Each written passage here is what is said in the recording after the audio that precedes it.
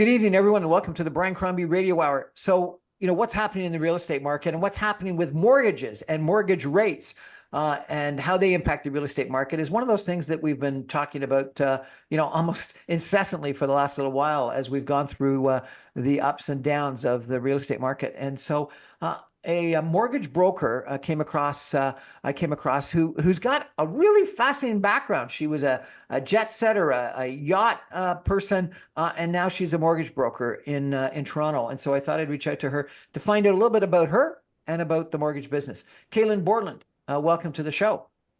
Thank you so much for having me, Brian. I actually have to make one correction, though. I'm not a mortgage broker just yet. It is we have to start off as a mortgage agent level 1, level 2, and then become a broker. And so we have to be very careful with how we introduce ourselves. Agent.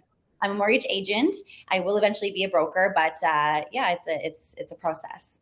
So you are a world traveler turned mortgage agent. You've thrived, you say, on solving complex problems and helping people achieve financial freedom. You draw on your global experiences to bring a fresh perspective and personalized approach to guiding clients toward their financial goals. So tell me, you've had this journey that I've seen you talk about on social media where you're working on yachts.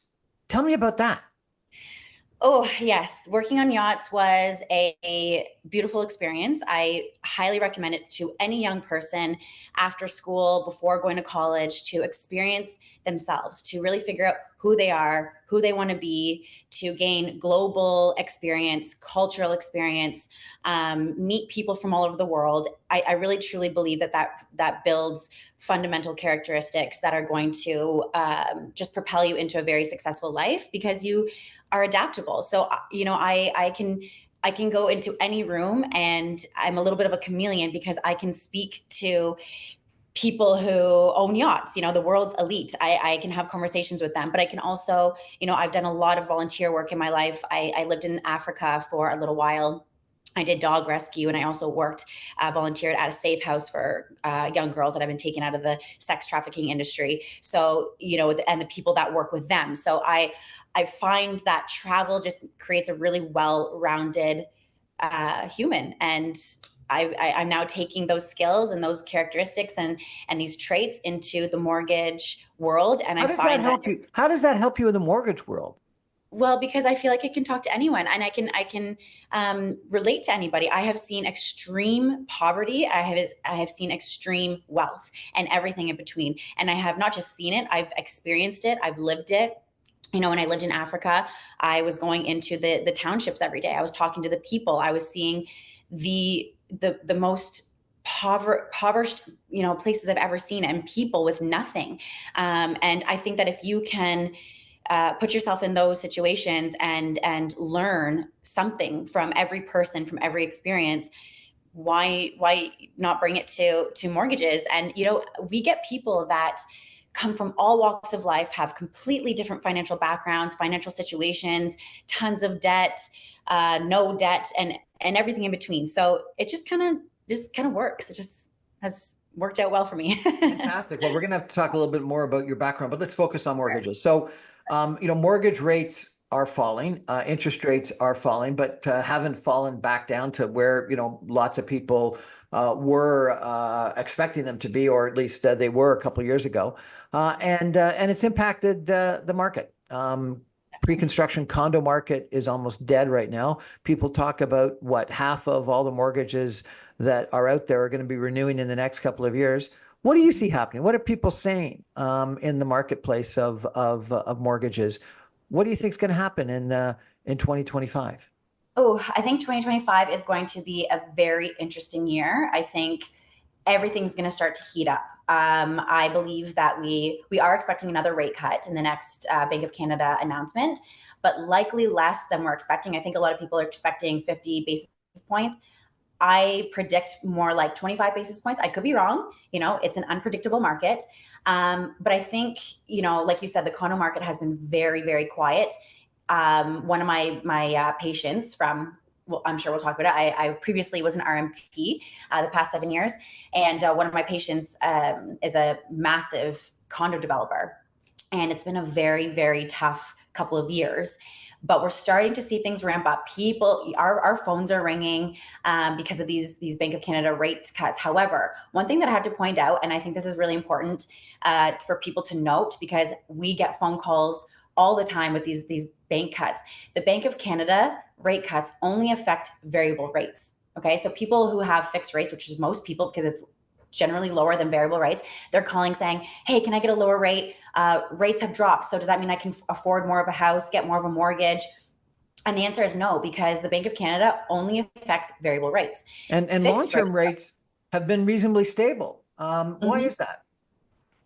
Long-term rates, are you talking about fixed rates? Yeah, fixed rates have been reasonably stable. And even though the short rate has come down, the long-term fixed rates have been reasonably stable. And a lot of people think they're going to stay stable through 2025. And so you're right that people get excited about the potential Bank of Canada rate cut, 25 or 50 basis points, but it doesn't seem to have had that impact on the long-term fixed rate. How come? That's because fixed rates are tied to the 5-year bond yields. So they're actually not, I mean, they are correlated, obviously, in the economical aspect of it. They are tied together, but Bank of Canada variable, 5-year bond yield rates are fixed. So, I mean, it's really hard to predict because conflicts between countries and move away from working to get together globally make it really hard to predict or plan for the future.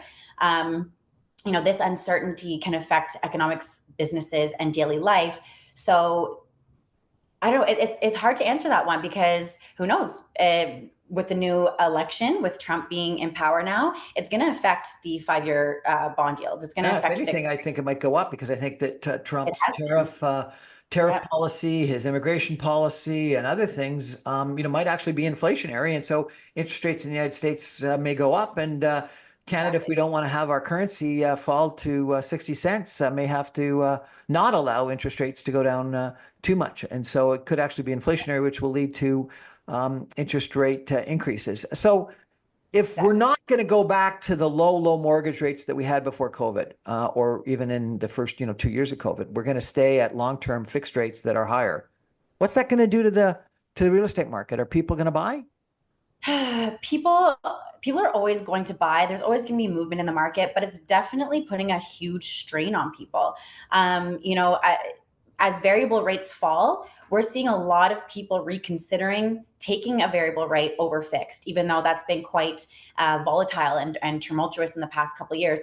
They're looking at taking short-term fixed as opposed to long-term. Like typically people come to me and they will get a 5-year fixed rate. Okay. And they're happy. They sit there. They hope that, oh, sorry, my computer just did something funny. They hope that by the time of their renewal that the rates are going to go down.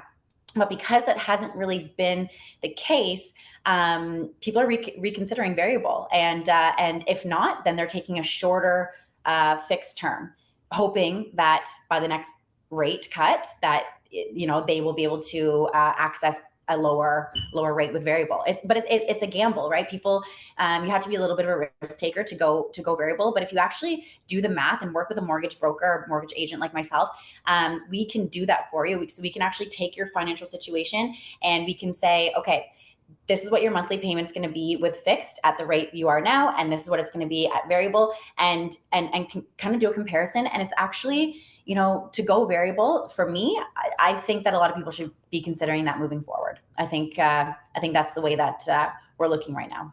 Now, the real estate market has slowed down fairly dramatically. At least people say it has. Actually, it slowed down and now maybe it's picked up. Are people calling you? Is the mortgage business active today, or are people sitting on the sidelines? People are still sitting on the sidelines a little bit because they're anticipating this bank rate cut. So they're looking at the BOC making that announcement, because they believe that once that announcement's made and that cut is made, that they'll be able to afford more house. However, what people need to understand is take into consideration that when those rates drop, people are going to be running to the market, and what does that do? It makes the housing prices go up.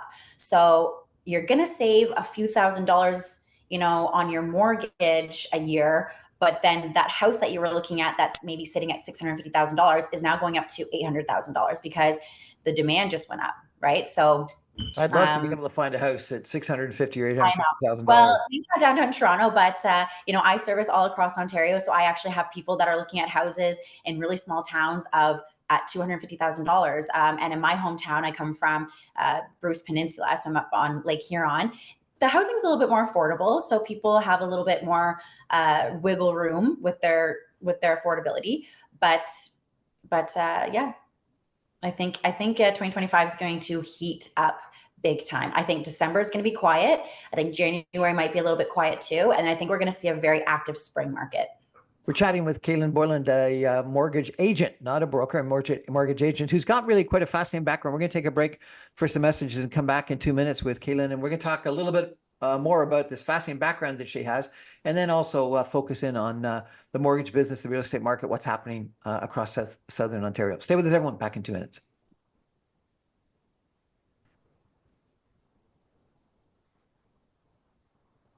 Welcome back, everyone, to the Brian Crombie Radio Hour. I'm chatting tonight with Kalynn Borland, who is a mortgage agent, and she's really got a fascinating background that I want to ask her a little bit about, because I think that it's helpful getting to know what makes people tick. But before we do, Kalynn, if people want to call you and ask you for some mortgage advice, how do they best do that? Is there a website or an email or something like that that they can go to?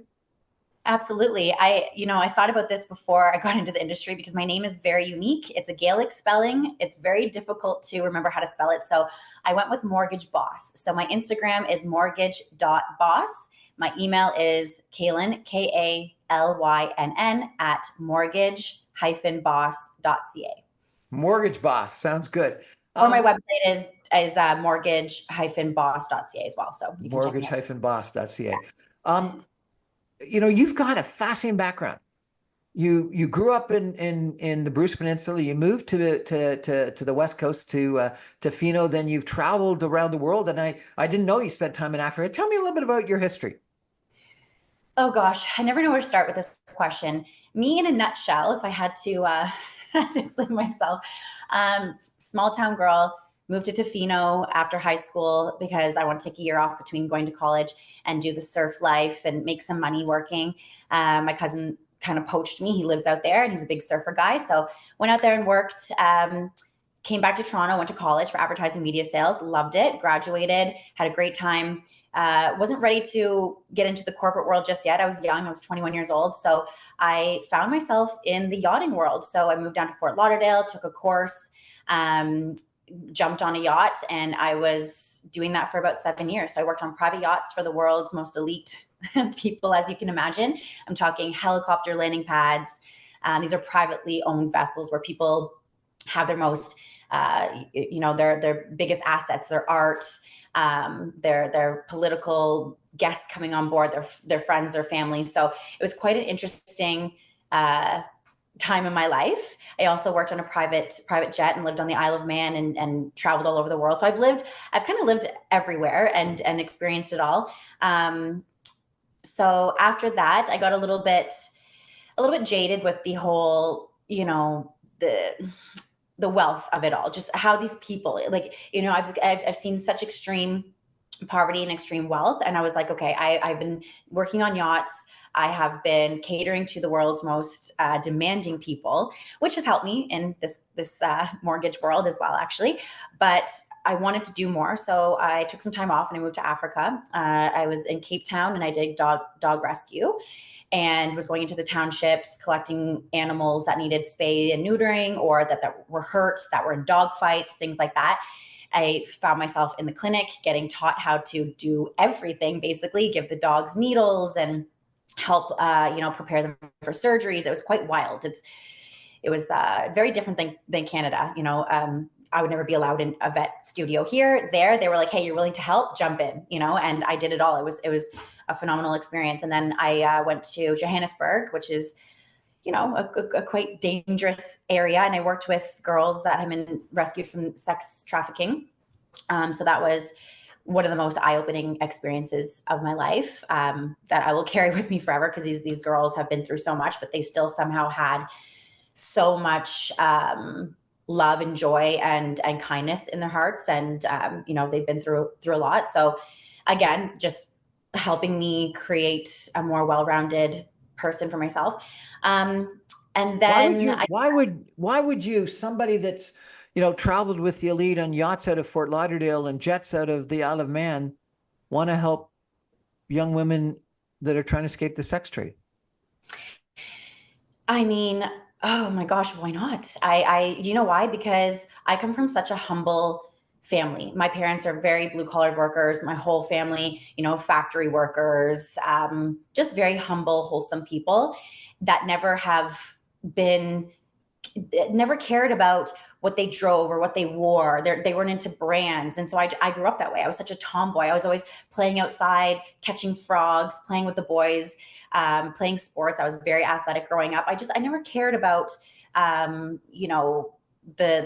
the finer things in life and luxuries. I think that's, to me, I mean, go for it. If that's what you're interested in, there's nothing wrong with that. But for me, it's at the end of the day, what's important is who you've helped, how you make people feel, and how you spend your time. And I personally want to spend my time doing something that makes me feel good, and that where I can, at the end of the day, look at myself in the mirror and be proud of who I am. So yeah, and that's just in my heart. That's just who I am. I get like so emotional about it. Like I feel like I'm gonna cry right now. But is sex trafficking an issue? Oh, it's massive. And not just in Africa. It is a worldwide massive issue. Sex trafficking is probably one of the biggest industries in the world right now. It's happening right under our noses every day, and it's a problem that needs to be addressed. Definitely. I interviewed someone who said that young girls are being either kidnapped or somehow turned in malls in Toronto. They go to malls in Toronto looking for females and try to convince them that they're their boyfriend, or that they can give them a better life, and that they're taking them into sex trafficking in malls in Toronto. Is that true? Yeah. It's absolutely true. And a lot of times what they do is they have a woman do it. So they have a woman approach these young girls and befriend them, give them compliments. And then next thing you know, and they know who they're targeting. They're targeting vulnerable girls. And they have a system in place. And then the girl brings them to the generally speaking, man running the organization that's part of a more global organization, or at least a larger organization. And they get them hooked on, they start buying them things, they give them money. They say, oh, go buy these shoes, go buy these purses. And then they're indebted to these people. And then it's, hey, by the way, you have to pay me back plus interest. Oh, well, I can't. Oh, okay, well, you know how you can pay that off? You can go do X, Y, Z. So the girl will do it and expect for it to be over. And then it's like, well, no, it's not over. And they capture them that way. And then eventually they get them hooked on drugs. And it's a horrible, vicious cycle. But it's happening. It's happening a lot. So in Toronto, you may not know how, but whether in Toronto or Johannesburg, how do you get people out of that process? Oof, I think that question is larger than me as an individual. To me, I don't even know where to start. I really But you were working in this clinic that was doing it. And so what would you do? It was actually an elderly woman who didn't have children. And she just, I'm sure in her background that, something may have happened to her. So she was passionate about it. And she opened her home to a young girl that she helped off the street, and it just started to snowball from there. And one girl turned into 2, turned into 5, turned into 7. So when I was there, it was literally just volunteers. So this woman opened her own personal home to these young girls. And there was volunteers that would come in and help the girls do schoolwork, because they couldn't have cell phones. They couldn't have any access to the outside world because they're, we'll call them pimps, I don't know what else to say, would try to get them back because it's money, right? It's a currency for them. So they would have to get walked to the car to go to school. And there was no leaving that area, because if the men found out where they were, they would come and they would try to get the girls back. So they could have no social media, nothing. What an incredible experience that must have been for you to meet those girls and deal that. Okay, so I got to ask you, I apologize. Tell me about living on the Isle of Man and servicing private jets. What was that all about? So it was just one private jet that I worked on, and it was actually for, I can't really say who. Well, I definitely can't say who. We signed NDAs, but him and his father started a very successful gambling platform. And the headquarters is out in the Isle of Man because it's a tax exemption country. And so we had to spend a certain amount of, he's actually from Toronto. So yeah, I got found in Toronto. The jet was flying the family to Costa Rica for Christmas and New Year's, and the flight attendant who was on salary, it was two flight attendants that did a rotation. She called in sick, and so I was on a Facebook page. The pilot posted, "I need someone out of Toronto like in 2 days to fly to Costa Rica," which everyone has Christmas plans, but I don't because Thanksgiving is my family's big thing, and then everyone kind of disperses. Everyone's a snowbird. My parents are retired. Everyone, all the aunts and uncles are retired. So everyone goes away. So Christmas is kind of all over the map. And I thought, you know what? I can go see my parents another time. I'll do it. This is how I get my foot in the door, because it's very difficult to get into private jets. You usually have to do 20 years of commercial, working at Porter or Air Canada or something for a long time before you can get onto private jets. And I happened to just find this post, and I said I'd do it. They hired me. The pilots really liked me, and they said, "Hey, listen, that stewardess that called in sick, we're letting her go because this is a trend, and it's just you can't do that." So he said, "The job's yours, but you have to move to the Isle of Man." And I said, "Okay." So I was in Toronto at the time. My sister lives in Toronto, and she has a condo. So whenever I come back from my yachting, I'd usually come back for the summer. I would stay with her. So I had a little landing pad here. And yeah, so I packed my bag. How long did you live in the Isle of Man? I was actually only there for 3 months. That's kind of another story. I didn't last too long, because I had been away from my family for so long. I did private yachts for about 6-7 years, and then I did the jet, and I just felt so alone.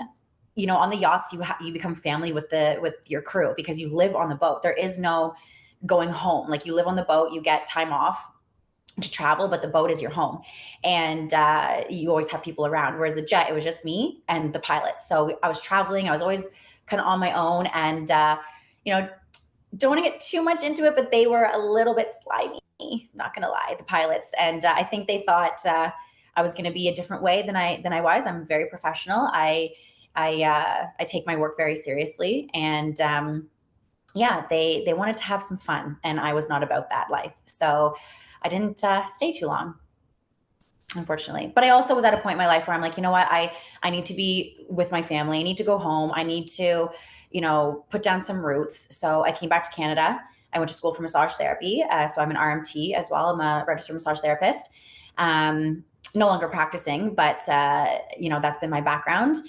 And it's been a phenomenal career, but you hit a ceiling. I hit a ceiling. There's only so many massages you can do in a day. There's only so many treatment plans you can plan. And I got burnt out, and I thought, you know what, how do I leverage my incredible Rolodex? I am downtown Toronto. So a lot of my patients are lawyers, bankers, real estate agents, tons of real estate agents. And I thought, how can I leverage my Rolodex to work with these people instead of against them? I don't want to be another realtor competing with all these patients of mine and friends.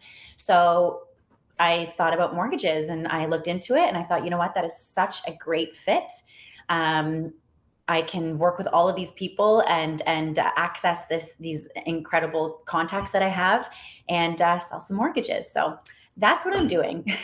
Sounds good. And so let's come back. I apologize to the yachts then. So I had occasion to be on a private yacht. There were I think 10 staff, 9 passengers, and traveled all around the Caribbean.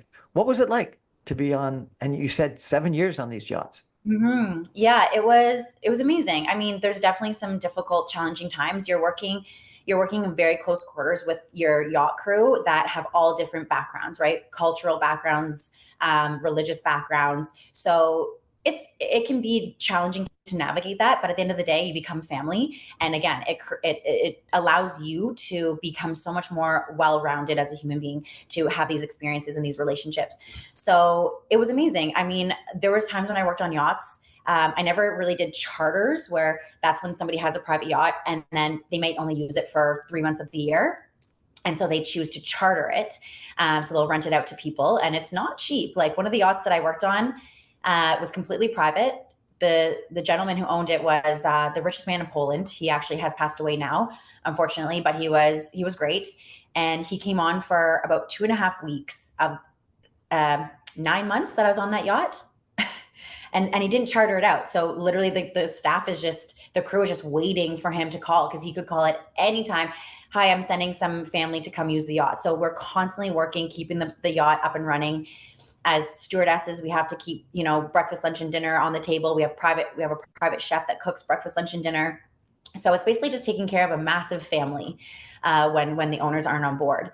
So yeah, it was great. Got to travel the world, see some extremely exclusive places, go to some really great little islands, and see the swimming pigs and Iguana Island. And there are some scary times being out on the international waters. There can be pirates and things like that, which it's a real thing. So I've had some scary experiences as well. Being approached in the middle of nowhere, anchored out, serving breakfast to a family, and in the distance, I see a boat coming to the yacht full of a bunch of men with AK-47s. Oh my God, really?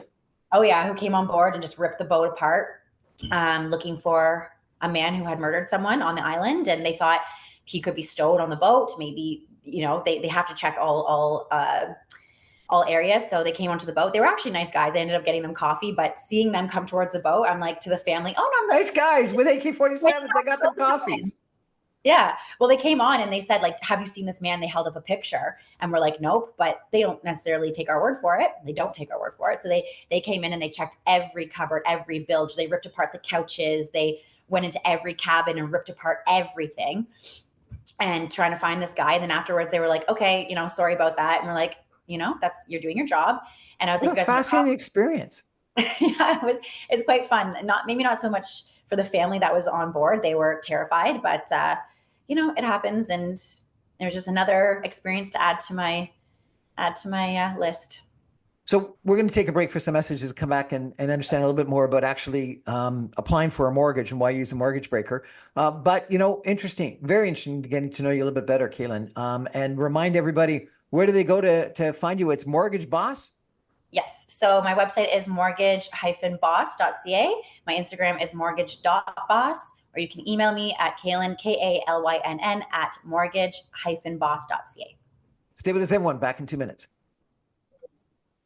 Welcome back, everyone, to the Brian Crombie Radio Hour. We're chatting tonight with Kalynn Borland. She's a mortgage agent, and we've just heard a fascinating story about her time as a person on yachts, luxury yachts, and on jets, and then a really sad conversation. It was good what she was doing, but sad about dealing with women trying to escape sexual slavery, really, sex trafficking. And so, it's an interesting background. Kalynn, you're a mortgage agent now, specializing in sort of Southern Ontario, I understand, but not just Toronto, out in some of the suburbs and cottage country and smaller towns. Mm-hmm. Let's talk about the process. If I want a mortgage, if I want to buy a house, I would have typically just gone to my bank. Why should I come to a mortgage agent or a mortgage broker rather than just going to my regular bank? Oh, this is my favorite question, and I could probably talk about this for an hour, but simply put, when you work with a mortgage broker, mortgage agent like myself, first of all, it's at no cost to the client. So you come to me and you want to shop your options. So what happens is when you go to a bank, let's just say you go to one of the big six, right? You go in and you tell them that you want a mortgage. They will sit you down and they will give you the best sales pitch on their one product. That's fine. That's great. And it might be the product that you actually need. It might be the perfect product for you. However, it is still only that one product. And not every person is going to fit into that box and fit into those guidelines that is offered by that bank. So what is great about working with us is that we get to shop around not only the big banks like TD, Scotia, RBC. We also have monoline lenders that just do mortgages. That's all they do. We have Mix, which are private lenders, and we have everything in between here to Northern Ontario. So I have access to over 75 lenders, could have access to more. We're always, bringing people into our broker channel. So that means that you have more options. You have access to better products, better rates, and we're going to put you in a product that not only fits your needs now, but fits your needs 4 or 5 years down the road, because you never know. You could have kids and need a bigger house. You could have parents that, get older and you need to go and live with them, or they need to come live with you. You get separated, you get divorced, and you need to get a different, move houses. So we kind of walk you through these processes and these life changes. We hold your hand through the entire process. We're with you for the lifetime of your mortgage. So even at time of renewal, usually the bank will send you an automated email saying renew now. You click a button. It's literally AI sending you this automatic message saying renew now. And most people just take that option, and that's okay. But remember, when it's time for renewal, you have to remember that most people actually probably need a refinance. So they've gathered lots of debt. They have children that are going to university and college that they want to help them financially. They want to do renovations to the house. So what happens is people click renew. They're like, okay, good. That's off my plate. I'm done with that. A year down the road, they go, okay, I need to send Sally to university, or I need to do renovations on the house. We need to get money for that. Where can we find money? Okay, equity in the house. And now you have to break your mortgage to find that, to get access to that money. So working with an agent, every single step of the way, we are going to analyze your financial situation. And let's just say renewal time comes up. I'm going to look at your situation and say, hey, listen, let's consolidate all of your debts so that you don't have all these payments to all these different creditors. Let's get you one payment so it's way more digestible for you, and access to money. And yeah, so now you're not breaking your mortgage, you're getting access to money, and we're helping you that whole time, and you're not paying for that. That's a service So that we provide. you said that a few times, I'm not paying for it, or the client's not paying for it. Who's paying for it then? Someone's got to pay you. Yeah, so the lender pays us. So let's just say we do keep you with Scotia. Okay, we work with the big banks all the time. They're huge for us, right? We're great partners with them. So let's just say you're with Scotia right now, and the product you've had for the last 5 years has been great and it's been useful for you. But now your 5-year term is up. You want to refinance, and let's just say TD actually has a great product that's going to fit your needs much better, and it's going to save you thousands of dollars on your mortgage throughout the next term of your mortgage. When I switch you from Scotia to TD, TD will pay me a finder's fee. So they pay me to bring you to them. So you're actually not paying me.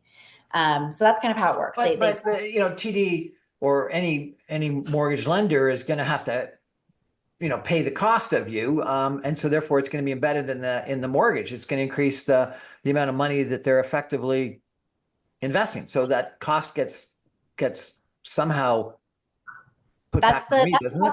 That's the cost of business between broker and bank, and that's kind of the partnership that we have. And at the end of the day, it's very nominal, and it's a one-time So you're payment. saying that I could get as good, if not a better deal from you, even though that you're going to cost an extra X% in a fee, finder's fee, as I could just going to my regular bank. And yeah, that's what I'm saying. So you could go to your bank, you could renew your mortgage, or hopefully, and this is the thing too, like the mortgage specialists at banks, they move around a lot. They'll be tellers, then they'll be a mortgage specialist, then they'll go into like a different section, and they also don't have a license. They don't have a license to lose. Right. So they just want to get people through the door. They want to renew them. They want to retain their business, and they want to move on to the next client. Whereas for a mortgage broker, we have a license to lose. It's in our best interest to find you the absolute bottom line best rate and the best product for you that's going to be there for you for all your needs in the next 5 years or the next 2 years, whatever term you take. So yeah, it's actually, I feel like mortgage brokering is such a well-kept secret in Ontario, and people don't really realize how beneficial it is to work with us. And again, it's not, you're not paying me, the bank will pay me. Okay, And so I also hear that you should get pre-approved. Tell me about why and how you get pre-approved for a mortgage. Yeah, pre-approval is pretty simple. So you asked about the process. So let's kind of go through the process a little bit. Let's just say you don't have a home yet, you're renting, and you're ready to get into the market. You want to see what your budget will allow you to purchase, right? And this is extremely important, because what a lot of people do is they say, okay, well, I make $75,000 a year and my partner makes $100,000 a year. That's a good income. So we should be able to afford a house. Well, we want a house that's going to cost $1 million.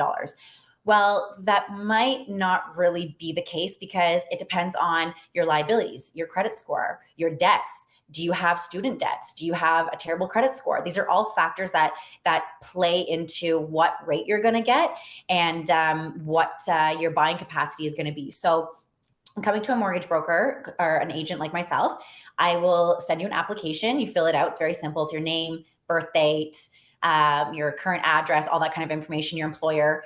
And I'll send you a request for documents. And these are documents that the lender will require to see so that they can get a whole picture as to your financial situation. So they're going to want to see an employment letter, 2 most recent pay stubs, a T4, and your credit score, let's just say.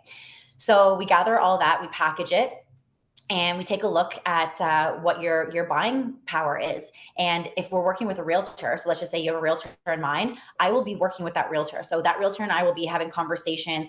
What can this person afford? What's the flexibility here? What's their monthly payment? And also we have to put into consideration taxes and HST and all those different kinds of things. So it's really important to work with somebody who's going to take all of that into account, so that you make the best decisions, because sometimes people don't work with a broker. They put an offer in a house, and then they turn around, they actually can't afford that house. And they end up getting sued, and they can get sued from both sides. And it's really, really bad. So you want to work with somebody who has your best interest at heart and is going to hold your hand through this entire process. It's the biggest financial decision you're going to make in your entire life, and it can't be taken lightly. So I think that's a reason why people should be working with a mortgage agent, whether it's me or somebody else that you know and trust. It's very important. Some people say that your hand is stronger to play if you get that pre-approval and you don't have to have a financing condition when you contract to buy. In today's marketplace, maybe that's less relevant than it was when people were bidding like crazy and overbidding for houses. But is it smart to have a financing condition, or better to not have a financing condition? Is it smart to have an inspection condition or an appraisal condition, or smart to not have that? Oh, you always want to cover all your bases. You want to make sure that the house has and that's actually part of our process. Is we always order an appraisal, because we need to know all the entire picture of this house. Because you go and look at this house and they say, the foundation's cracking, there's an oil leak, there's something, there's an ensuite, but there's no separate entrance. Therefore, you can't really count the income as, add that into your income, right? To qualify for more, because you're going to have an ensuite, or like what do you call them? Sorry, I'm losing the word. Like a basement apartment, or somewhere that's, yeah. Well, guest suite? No, what is it called? Or a separate suite, a separate house, a separate. There's a name for it when it's like your parents live there. Anyway, it doesn't matter. But an in-law suite. An in-law suite. Thank you. So yeah. And honestly, when it comes to these questions, it's really important that you're working with a very competent real estate agent. Your real estate agent should be the one that says, okay, it's safe to waive conditions to finance. I will never tell someone to do that. I will say, on my side, the file's looking good, the file's looking strong. Now let's have a conversation with your real estate agent to find out if we can go ahead with the next step. I will never give somebody that advice, because that's something the realtor and the client need to figure out. But I will be there through the steps and be conversing with the realtor to make sure that the whole package is safe for the client to move forward. Yes, getting a pre-approval, it just saves you from heartache, because why would you go look at houses that are $900,000, fall in love, and then find out that you actually can only buy a house that's $650,000, and now you're heartbroken, right? And now you're in a position and that you're like, now I have to borrow money, I have to get gifts from my parents to get this property. It also shows the seller that you're serious. It shows the seller that you've taken into account your financial situation, and that you are in control of the situation, and that you're a serious buyer. That if they have 2 buyers and one has a pre-approval, they'll think, okay, that person has, their stuff together and they're serious. I'm going to take into consideration this offer over someone who doesn't have a pre-approval. So it's an important step. For sure. Have you done financing of condos purchased through assignment sales? I have not. No, I have not done that yet. So I see, every day I get emails about assignment sales. So people that have contracted to buy pre-construction condos, several years ago, that are now being completed, and they either don't want to close or can't close because they can't requalify for their mortgages, or the prices have gone down or something. And so therefore they're desperate to get out of that situation. Are you seeing lots of those? I'm seeing lots of those. We're seeing lots of those. Yeah, it's very sad because people are losing a lot, and what at the time of buying, they had so many hopes and dreams of this condo, and it got appraised at X dollars, but now the market is weak and it's getting reappraised. They're going to take that lower appraisal number. So you actually could be losing out on money, unfortunately. So that's why it's so important to have your finances together, to be very conservative with your purchasing power. Always leave room for unpredictable cases like this. Yeah, I hear it's that happening. something like 40% of all of the mortgages are going to roll over in the next year or year and a half.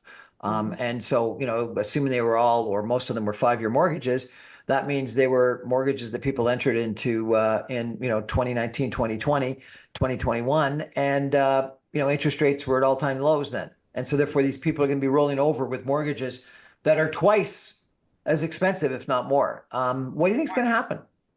A lot of people are going to be forced to sell, unfortunately, if they can't come up with the money. And hopefully within those 5 years, they've gotten promotions, they have more income, they've gotten bonuses, they've gotten family money, whatever the case is, and that they can make it work.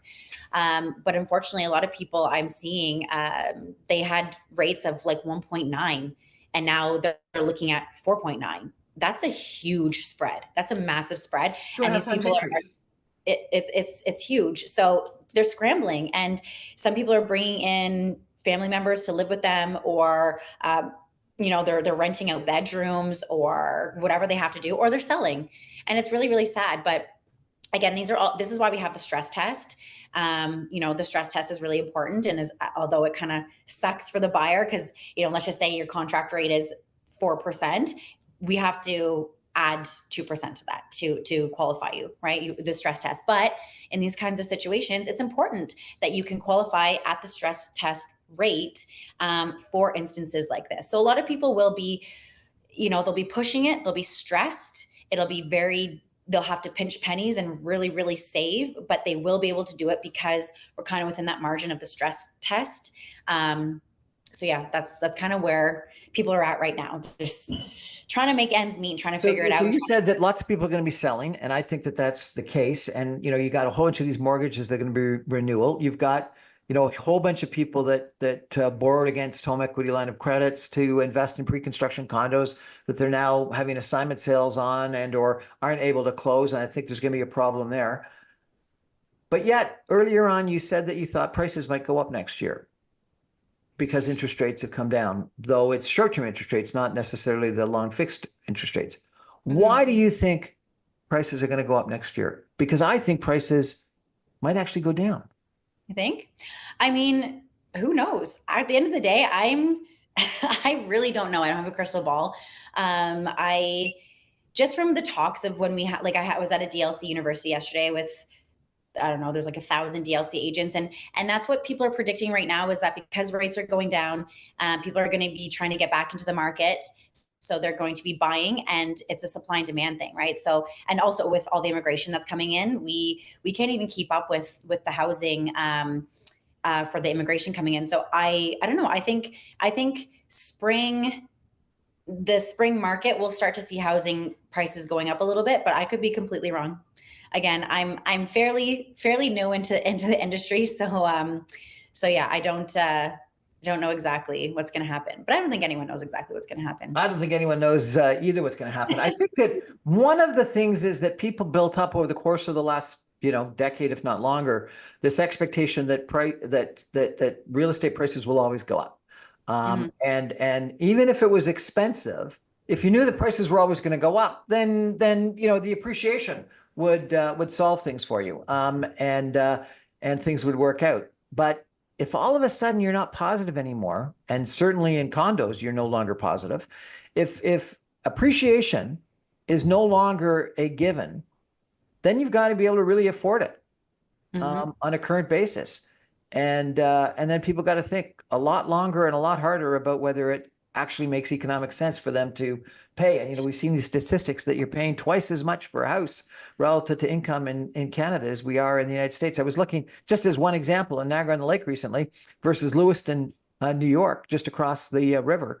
Beautiful homes on both sides. 3 times more expensive in Canada than in upper state New York for similar homes, similar beautiful homes on Lake Ontario or on the Niagara River. So we're paying a lot for housing in Canada. We are, and it's definitely a problem. It's I do think, going back to your point about the appreciation, I do think housing, we still have a lot of room to catch up with, say, Vancouver or New York, in terms of pricing. I'm talking about kind of Toronto and GTA. I do believe that everything ebbs and flows. There's ups and downs, of course, and with right now with political tensions and less global cooperation, it leads to greater uncertainty, obviously. But I do believe that real estate is a safe bet, and that even though things are looking kind of drab right now, I do believe that we will see appreciation continue to go up when it comes to real estate. It might not be for a little while, but it will. I think it'll bounce back. Especially again, like with all the immigration that's coming in. What is it? I don't know. I heard the statistic yesterday. It was like 360,000 next year. We're planning to have come in, and people need places to live. And again, supply and demand, right? So we'll see. I don't know. Last question. You said you're from the Bruce Peninsula. What about Collingwood or Owen Sound or Port Elgin? Should we be buying places up there? 100%. It is, especially Southampton, Port Elgin, Kincardine, Walkerton, all those areas. You have the nuclear power plant in Tiverton there. So there's people coming in all the time, young families, and they need housing. So, I'm actually working with a client right now who lives up there. He's a real estate agent, and he's planning on purchasing land to build a fourplex. And this is his plan moving forward. He wants to build a fourplex. So I'm working on getting him a construction mortgage. And then once the construction mortgage is done, we'll move him out of that private, transition him into a more traditional mortgage, and then he's going to continue doing that because there is such a shortage of housing up there. And it's a beautiful place to raise a family. There's still so much opportunity up there. Housing is still fairly affordable. It's going up for sure, but absolutely, I think that moving outside the GTA, places up north are definitely beneficial if we're looking at our finances and most bang for our buck. I mean, I have friends, all my friends live up there, and they have beautiful houses. And, I'm living in Toronto in a little condo, and it's great. I love it. I'm super grateful, but just a different way of life, right? It's also just a different lifestyle. But I actually recently bought a condo through Lanterra, the Natasha, and it's I think it's 525 square feet, and I bought it for $864,000. Like, how insane is that? $864,000 up in Southampton, Port Elgin can get you a huge home with a massive backyard and double car garage and, space for your kids and your dogs to run, and you're right by the beach. But you're used to living in small places because you traveled for 7 years on yachts and in jets.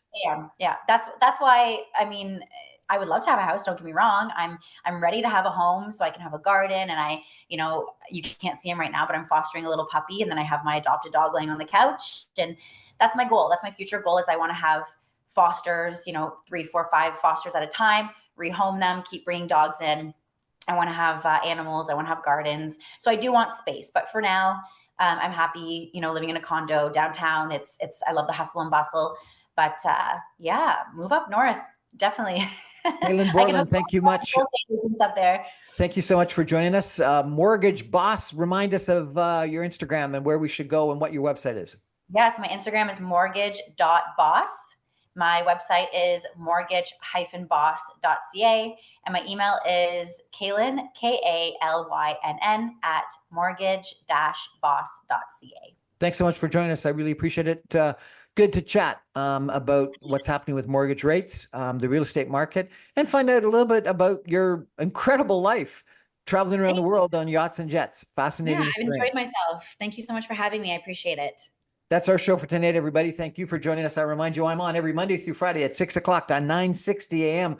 You can stream me online from a yacht in the Caribbean or from a jet in the Isle of Man at www.saga960am.ca. All my podcasts and videos go up on social media as soon as the radio show goes to air.